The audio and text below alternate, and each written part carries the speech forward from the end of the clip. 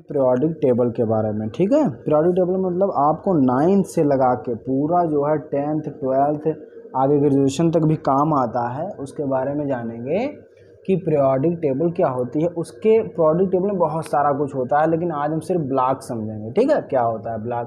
तो केमिस्ट्री में periodic table होती है जिसको जो है जिसमें ब्लॉक होते हैं 4 प्रकार के SPDF, उनके बारे में समझेंगे कि किस तरह से किसमें इनकी डिफिनीशन जानेंगे और थोड़ा सा और एक्सप्लेन करेंगे।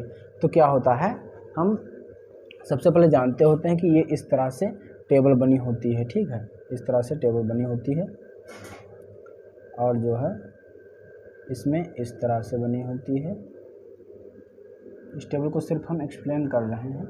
ठीक है, इस तरह से इसमें 2 ब्लॉक होते हैं। इसी तरीके से 14 तक होता है। क्षारीय धातु ये S ब्लॉक होता है, S ब्लॉक होता है।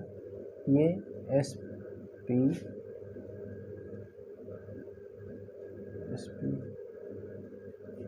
D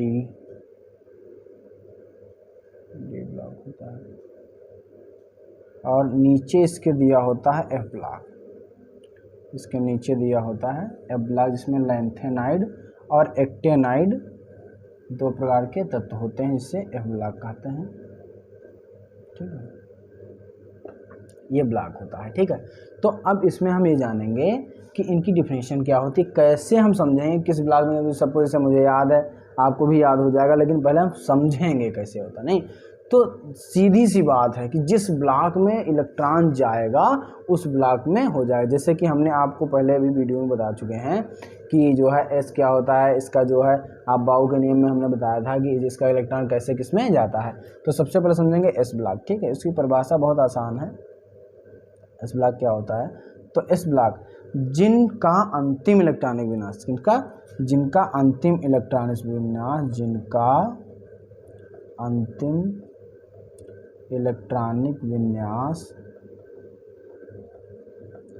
S उपकोष में जाए, किसमें, S उपकोष या कक्षक में जाए, वे S ब्लॉक तत्व कहलाते हैं। तत्व कहलाते हैं। ठीक है, इस तरह से आप जैसे कोई भी इसका ले लेते हैं, सोडियम है, बना लेते हैं।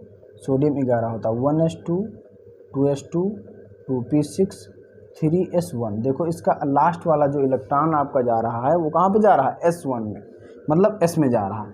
तो कहने का मतलब हुआ कि जिस भी तत्व का कोई भी इलेक्ट्रॉन अंतिम वाला जो होगा वो जिस में जाएगा, जिस उपकोष में जाएगा, उसका ही क्या हो जाएगा, वो ब्लॉक हो जाएगा। S P D और F। S में जा रहा है तो S ब्लॉक, P में जा रहा है तो P ब्लॉक, D में जा रहा है तो D ब्लॉक, F में जा रहा है तो F ब्लॉक। ठीक है, कोई भी तत्व ले सकते हैं हम। ठीक नहीं, तो इस तरह से हम इसको समझेंगे। समझ क्या गए हैं, समझ ही गए होंगे आप लोग, क्योंकि जिनका अंतिम इलेक्ट्रॉन मिला, जैसे कि P ब्लॉक की बात कर लें तो हम P ब्लॉक में कोई भी तत्व ले लेते हैं। ठीक है, क्लोरीन ले लेते हैं, तो क्लोरीन का कितना होता है, 17 होता है। तो 1s2 2s2 2p6 3s2 और 3p 6 4 10 2 12 और 5 17। ठीक है, तो ये P में जा रहा है, तो इसका मतलब क्या हो जाएगा, ये P का हो जाएगा। ठीक है, ये P ब्लॉक हो गया। D में जाएगा तो D ब्लॉक, मतलब जिस भी इलेक्ट्रॉन का अंतिम इलेक्ट्रॉनिक विन्यास कोई भी उपकोष में जाता है तो वह उसका ब्लॉक कहलाता है। ठीक है, अब थोड़ा सा जानेंगे इसमें अलग अलग तरीके से जो है ये वर्ग 13 के तत्व, वर्ग 14 के तत्व, ये सब हम थोड़ा सा एक्सप्लेन अगली वाली वीडियो में करेंगे।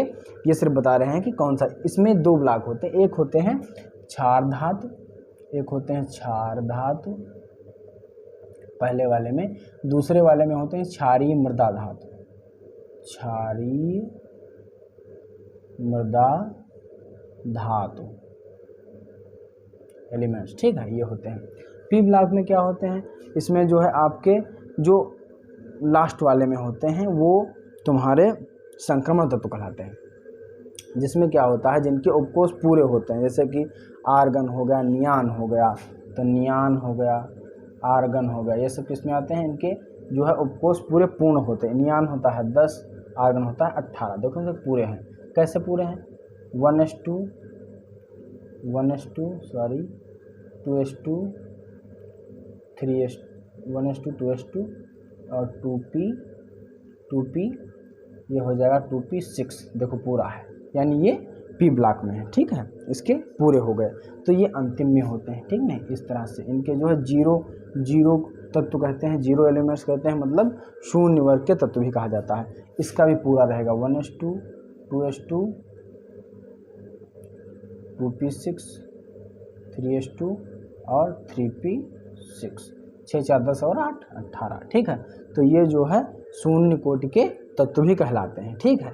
ये हो गए डी ब्लॉक के तत्व संक्रमण तत्व कहलाते हैं। डी ब्लॉक के क्या कहलाते हैं? संक्रमण तत्व कहलाते हैं, जिनका जो है संकरण करने के लिए बहुत ज़्यादा तत्पर रहते हैं, ठीक है, वो डी ब्लॉक के तत्व होते हैं, ठीक। अब इसमें हाइड्रोजन वगैरह आ जाते हैं, और उसके बाद में अब हाइड्रोजन की बात करें तो जो है आपका क्लोरीन हो गया, ब्रोमीन, ये सब आता है। उसके बाद में एफ ब्लॉक, तो एफ ब्लॉक में होते हैं एक्टेनाइड और लेंथेनाइड, ठीक है, एक्टेनाइड और लेंथेनाइड। तो एक्टेनाइड और लेंथेनाइड जो तत्व होते हैं जो लैंथेनम से स्टार्ट होते हैं, लेंथेनाइड हुए, एक्टेनम से स्टार्ट होता है एक्टेनाइड, ये एफ ब्लॉक के तत्व। इसमें जो है आपका जो है जो भी जाएगा अंतिम इलेक्ट्रॉनिक विन्यास वो एफ में जाएगा, ठीक है, कोई भी ले सकते हैं, ठीक। तो इस तरह से हमने सोचा, बहुत छोटी भाषा में बहुत कम शब्दों में समझा। इसकी अलग अलग परिभाषाएं पूछ सकता है 2 नंबर में, तो इसको जो है हम कंप्लीट कर सकते हैं कि किसी भी ब्लॉक के अंतिम इलेक्ट्रॉनिक विन्यास में जिस उपकोष में जाएगा वह उसका ब्लॉक हो जाएगा। रेस में जा रहा है तो एस उपकोष में एस ब्लॉक हो जाएगा, पी में जा रहा है तो पी ब्लॉक हो जाएगा, डी में जा रहा है तो डी ब्लॉक हो जाएगा, ठीक है। समझ में ना आया हो वो आप मतलब पूछ सकते हैं दोबारा, ठीक है, और कमेंट बॉक्स में भी लिख सकते हैं, उसका हम आदर से बहुत अच्छे से उसका सलूशन देंगे, ठीक है। ओके, आज के